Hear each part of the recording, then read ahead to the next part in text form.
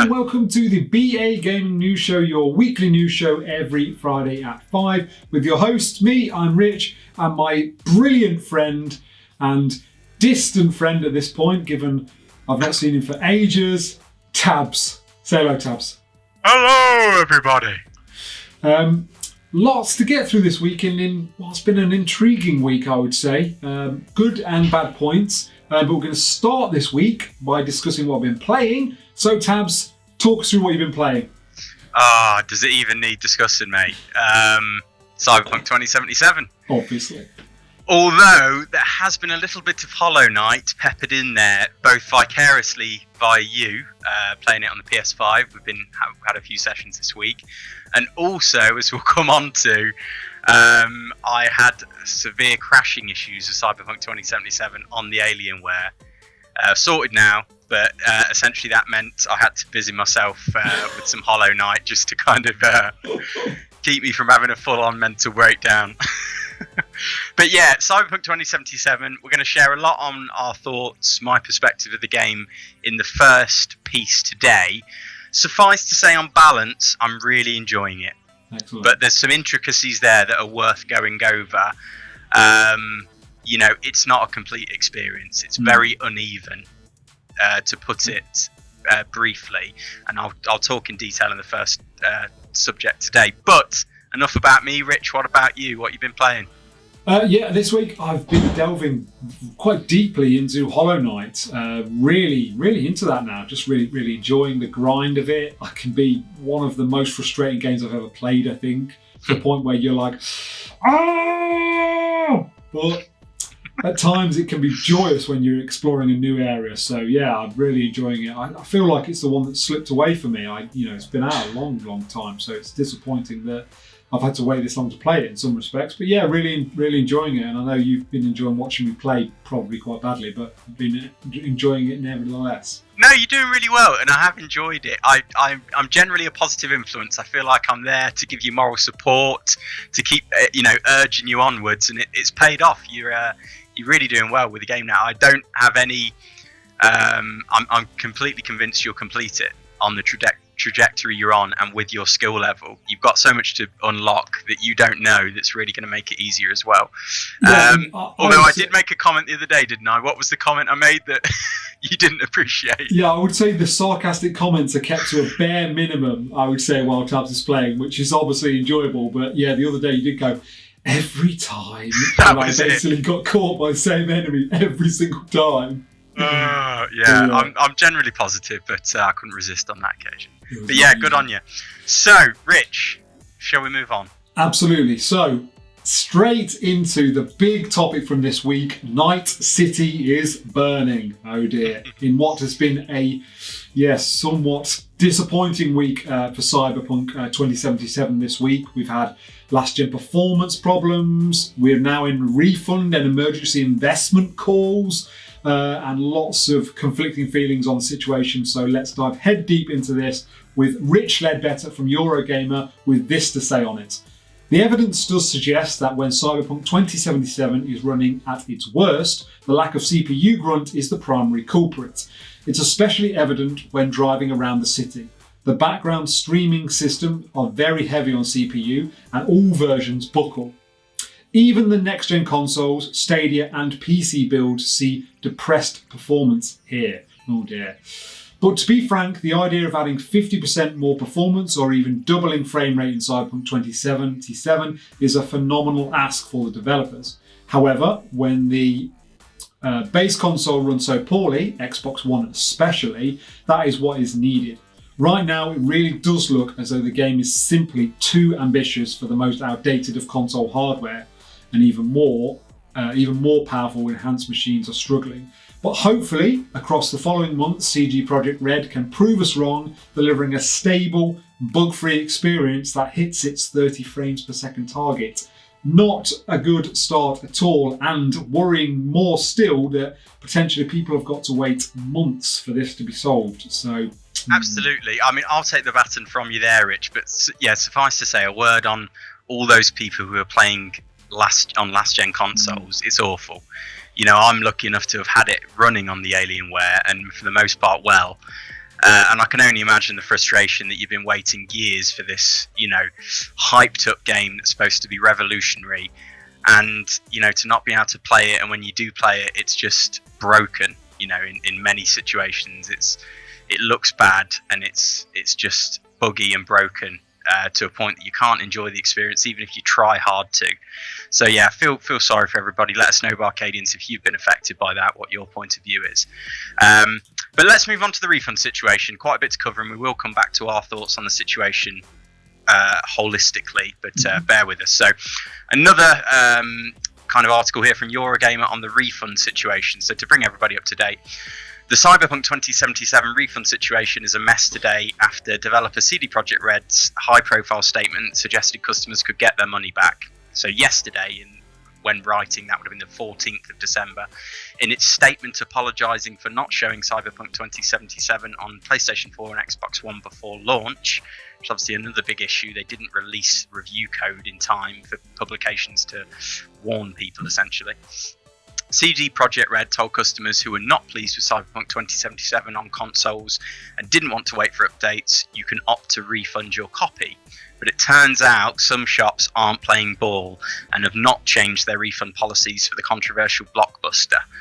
Further muddying the waters, CD Projekt Red co-founder Marcin Iwinski, I think, has now said the company is not encouraging gamers to return the game. We hope they'll give us a chance to improve it on old-gen consoles, he said in an emergency investor call. And just to add to that, I believe Sony are also blocking refunds in some way. I don't know how. I'm not in the wherewithals on that one, but apparently that is also a thing that's going on. Yeah, I mean, the gist of it is, Rich, and I think we'll come on to this in this investor call, some kind of excerpts from that, but I think the gist of it is I think Cyberpunk, for whatever reason, CD Projekt Red thought that they'd made some sort of standalone agreement with Sony and Microsoft about this refund. However, that's not the case. Sony and Microsoft have their own refund policies, which they've been applying default. So that there's been some sort of miscommunication there. So that's led to gamers everywhere trying to push for a refund with where they've bought it, the storefronts, if you like, Sony, Microsoft, whatever. They've said no, and then CD Projekt Red provided an email address, which they're going to try and help people get refunds, whatever that means. Essentially, it's put all of the onus on gamers to push as hard as they can for refunds, and as we've seen on Twitter and other social media, in a lot of cases that's taken significant energy and effort to do so, which is just not fair. But Rich, take us on to this investor call, this emergency investor call. I think which I have to say, this is something that I've never experienced in the game launch, that it's so bad they're having to literally fan flames to the investment that people invested in the business. This is crazy, or put out fires, should I say. So again, I have to mention this is details from Eurogamer again. The call began with a statement from CG Projekt President Adam Kaczynski. Yeah, I'd go with that. Yeah, in which he reaffirmed the company's commitment to fixing Cyberpunk on last-gen consoles, with a patch in the next 7 days, with further big updates in January and February. We'll do everything possible to prove that we stick to our values, Kaczynski said. We truly hope that our efforts will let us build the trust we have lost. After 3 delays, we, as the management board, were too focused on releasing the game. We underestimated the scale and complexity of the issues. We ignored the signals about the need for additional time to refine the game on the base last-gen consoles. It was the wrong approach and against our business philosophy. On top of that, during the campaign, we showed the game mostly on PC. This caused the loss of gamers' trust and the reputation that we've been building through a big part of our lives. And when asked why the game's poor performance on last generation consoles had not been flagged during Sony and Microsoft's certification processes, it seems that CD Projekt believed it would have these problems fixed by release, with Nowakowski maybe? Okay. Yeah. Saying that the fault was definitely on our side rather than a failure by third-party platforms. Wow, crazy. It's just mental that we could have got down this far where a game is released that is so inherently broken over different variations of it. Because, I mean, this is very focused on the problems that we've got with the base level old generation or last generation, but there's problems throughout the whole range, whether it's on next gen, whether it's on last gen plus on your Pros and your One X's. There's problems everywhere, and even Tabs, who we'll come on to shortly, has had his own problems with it. Again, yeah, absolutely, mate. And I think, again, this points to total mismanagement from CD Projekt Red, and also huge communication failures and breakdowns, which must be systemic within that, that company, because they've just taken on too much, haven't they? The target hardware is so wide, along with the fact that it's probably one of the most ambitious games we've ever seen. It was too big a task for the studio to manage, and they've not spotted and taken action at the various red flags that have been raised throughout. But as you say, we will come back to this. Importantly, that end bit there you mentioned, where they're trying to say that it's their failure, not that of third-party platforms, is interesting, because Sony and Microsoft have become embroiled in this. The certification process, fingers were pointed as to say, well, how didn't Sony and Microsoft spot the fact that this game is pretty much broken on last-gen consoles?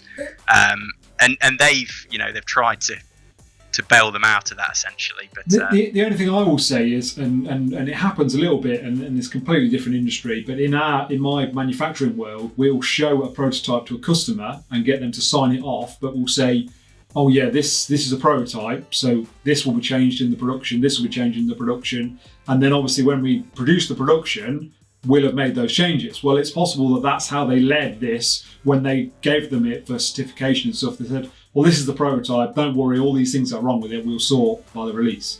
And we'll come back to my thoughts there, mate. But again, I think you need more of a robust process, and perhaps independent bodies to help regulate these things, because surely something so high stakes, so robust, that could have a massive consumer implications shouldn't be left to essentially like a gentleman's handshake on making basically good on the product. But finally, just the baton back to me, Rich, and this I thought this tweet that I'd found from Liana Ruppert of Game Informer kind of encapsulated a lot of what we're seeing here, because we've said conflicting feelings. It is a very complicated situation, and I think there's always a tendency with these things to try and pick a side or find a definitive viewpoint on the matter, and I don't think it can be done on this because of the intricacy, the complexity of the issue. Anyway, let me read this.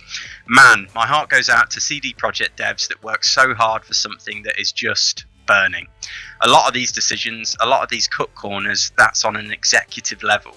There's the studio, and then there's company TM, and that's not a CDPR exclusive thing.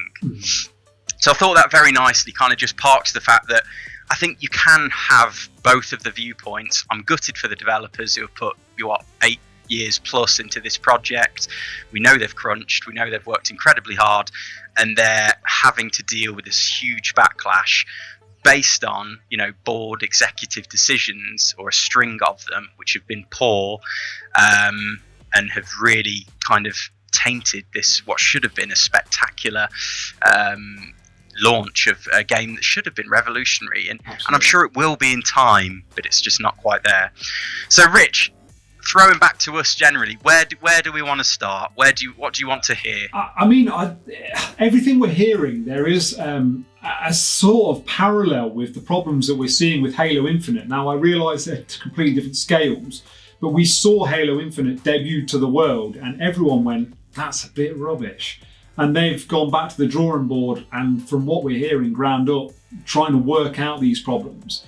And actually, when you look at what's now happening to a game like Cyberpunk 2077, granted, what they were trying to do with the game and within the game, the world they were creating, completely different, horses for courses, so to speak. But there is a parallel about why have they chosen to do this?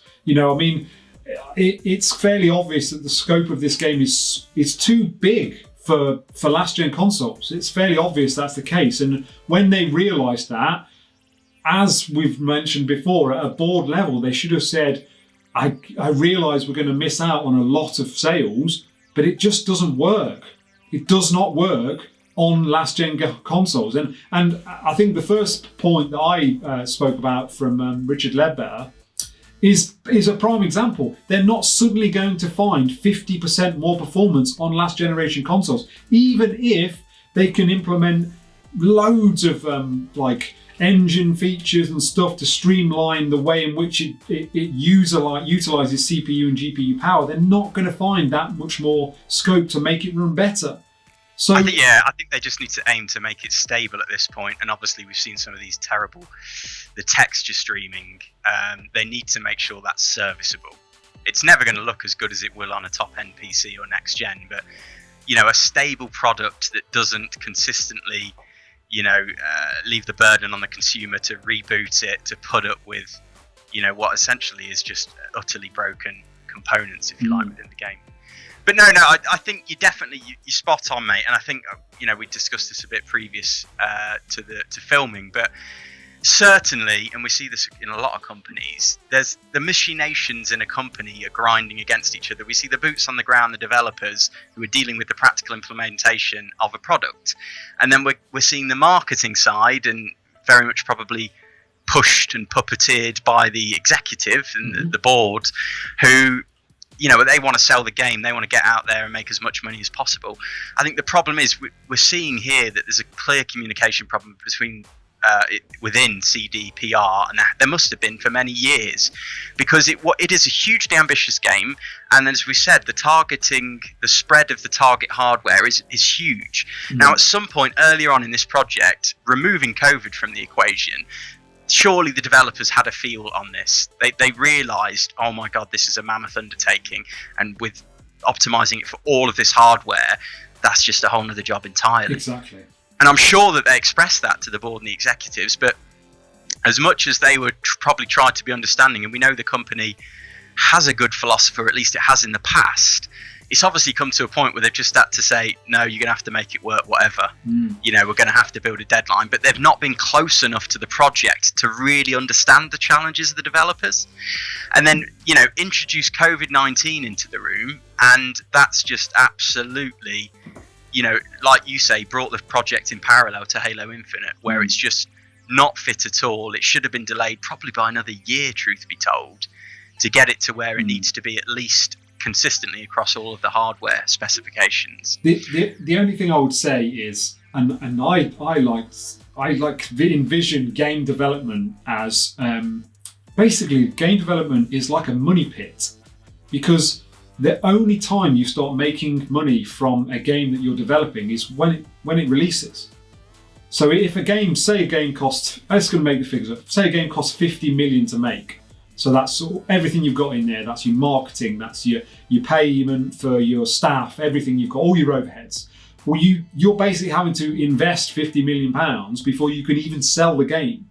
So yeah. I do understand why the top level board members at places like this we need to get this game out, because there isn't an endless pit of money that we can continue to put into this game finitely to get it out. But I was asked this week by a friend, do I think that's the end of CD Projekt Red? Do I think that's it? This is it. This is their... No. And I said I didn't think so. But that's how big this is, and how much of a colossal F-up this is, Well, this is the thing, because you say that budgeting, that's fine, but that has to be tied to something which is achievable. Absolutely. And in this case, it feels like they've not done that well enough, because we've seen all the marketing and all the hype out there and all the videos which made it look like this amazing experience that was going to absolutely leave shockwaves in the industry. And they've overpromised and underdelivered essentially because of this communication issue between the developers likely and the board and the marketeers, within the company. And it's a real shame to see. Now, I'll just share briefly, because we've only got so much time, my experience with the game. Go. Broadly positive. So I'll say this much. The main line, the story, is fantastic. It's so cinematic, it's so creative. It's got everything you want from this experience from the outside looking in. It has for me anyway, as a big kind of Cyberpunk Blade Runner fan. So I can hype that up, and it's mostly a consistent experience. Side quests as well, that's where the RPG elements really come to life. You know, you get those kind of Fallout vibes, I certainly did, Skyrim vibes, as you endeavour upon the side quests, and they're all nicely built again, creative.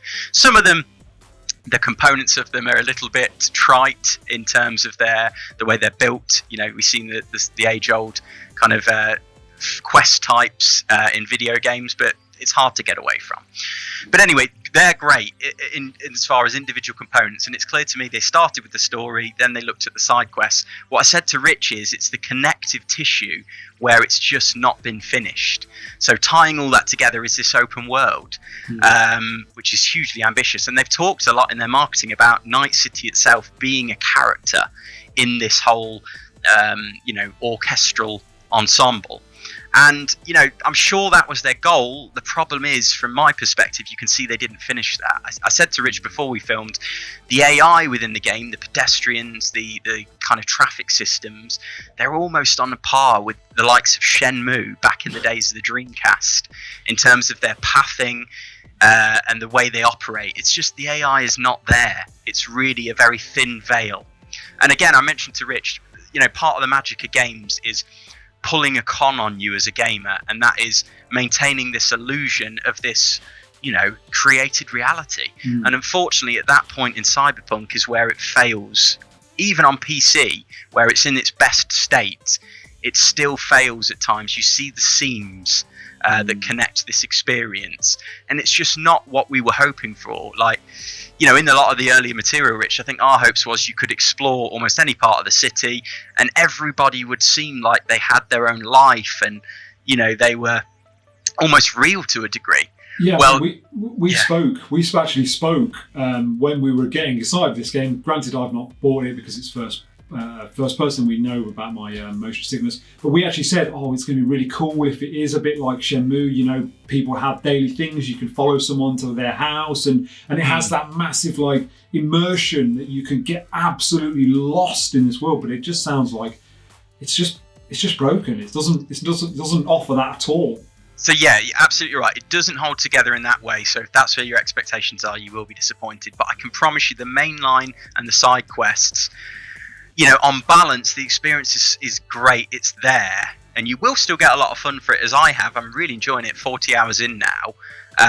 However, I'm very hopeful that eventually it will get a lot closer to what we saw in the marketing material and the level it was hyped up to. Maybe not quite there in terms of the AI, but I think we will get a lot closer, let's say a year down the line.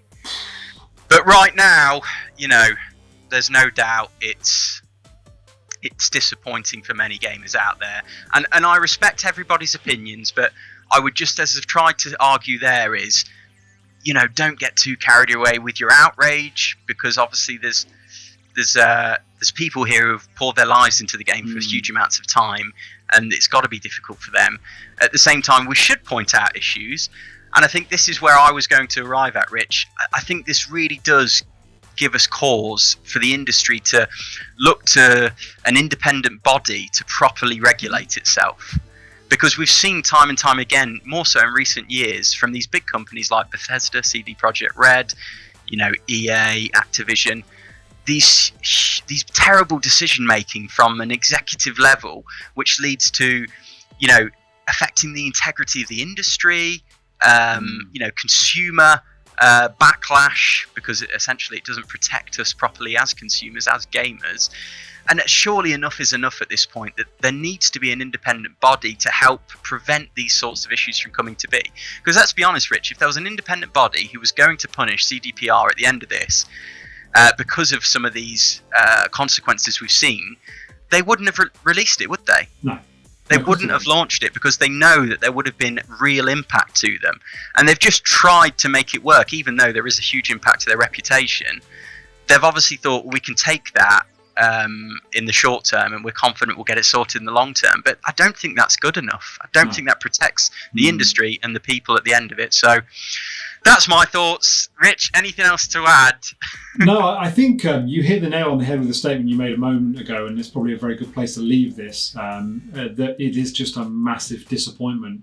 Something that could have been, that we could have talked about for years and years and years to come, about the scope, the ambition, and the way they went about what they did. And unfortunately, what's going to be remembered is the janky launch, which wasn't really a proper launch, and the real game is going to launch in, 6 months, a year's time, when it's properly fixed and everyone can enjoy the experience. But at that point, everyone's done with it. So, yeah, it will leave its scars, won't it? Yeah, Absolutely. There's absolutely, for some people, this will leave enough of a bad taste that they just won't return to it. And that's such a shame. I think there's that old Miyamoto quote, isn't there, Rich, about, a bad game is a bad game for life. But I can't remember how it goes. Look it up. But it fits nicely in this situation.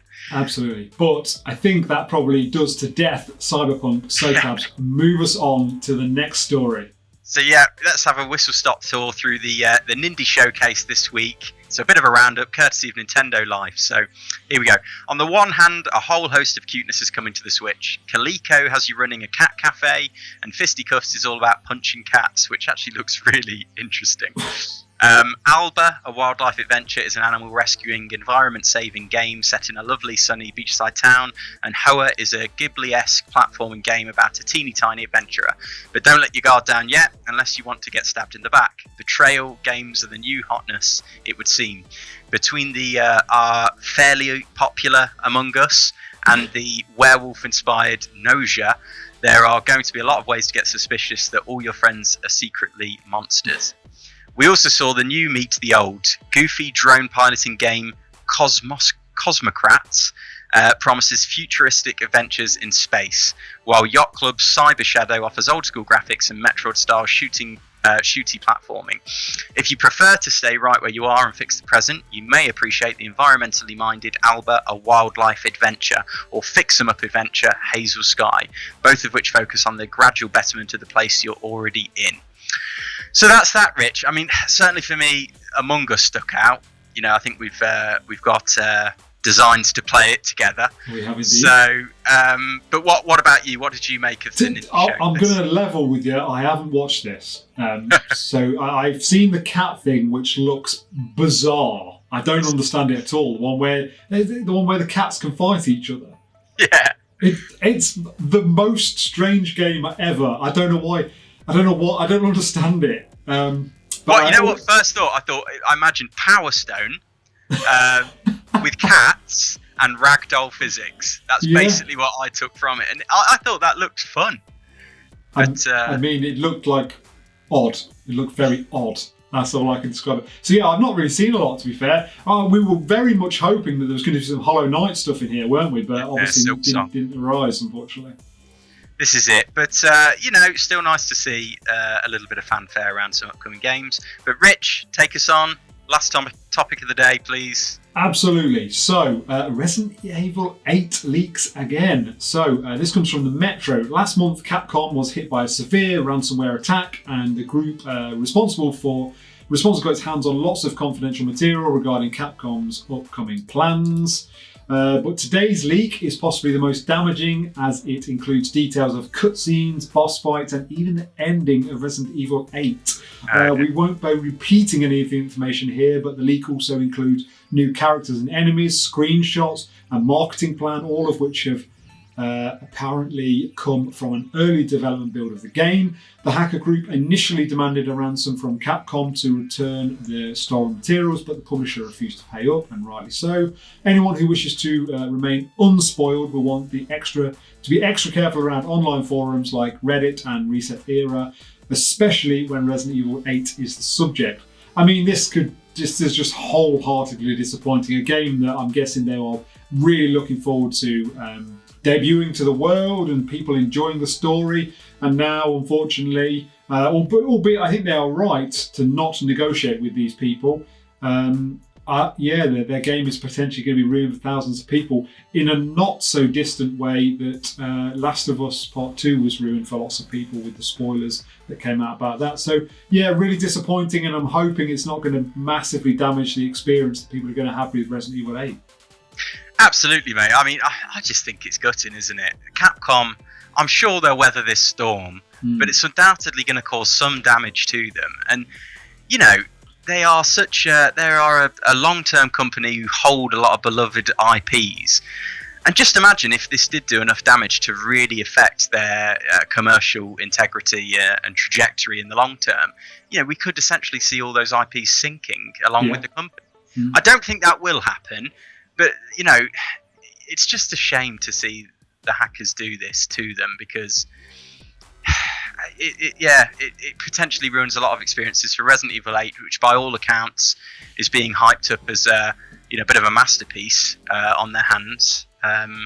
So yeah, if you are a fan, just try and steer clear of these leaks. Fingers crossed you can maintain the experience, and that these hackers give up on what they're doing, because it's a real shame to see. Now, the only thing I will say is we know that The Last of Us Part 2 was heavily spoiled by lots of online spoilers, and that's gone on to Game of the Year, and people absolutely love it. So I don't think this is the going to kill this game off, but it's just very disappointing nonetheless. Anyway, we're now well over 30 minutes. Oh, it's time to do everything else. One last thing I'll say is, see it as a call to arms, I think, Rich. If you want to support Capcom and Resident Evil as a series, maybe this is every reason to go out and buy that game just to support them because of this damaging attack.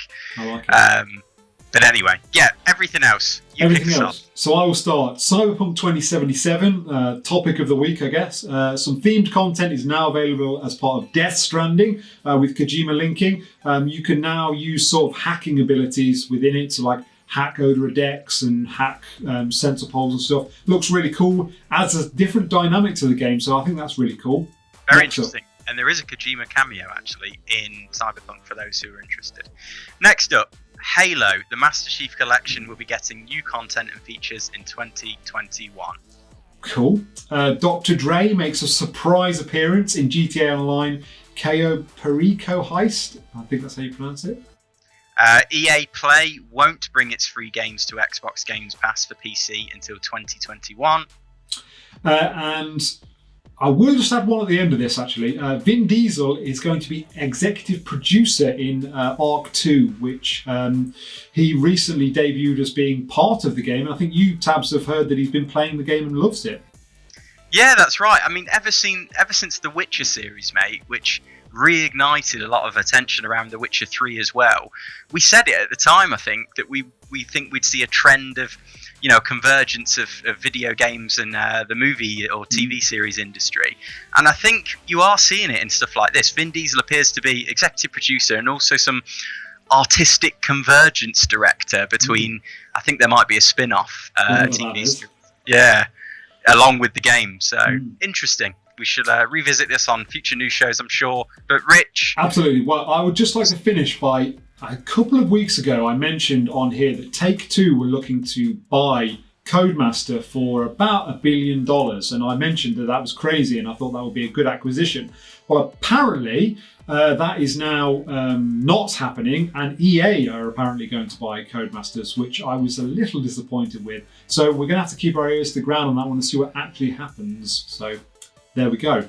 F1, Rich? This is it. That's their big game. That's their big game that they do. I don't know why everyone's so desperate to get their hands on the F1 license. I'm not entirely certain. But anyway, that, after 30 odd minutes, is the news this week.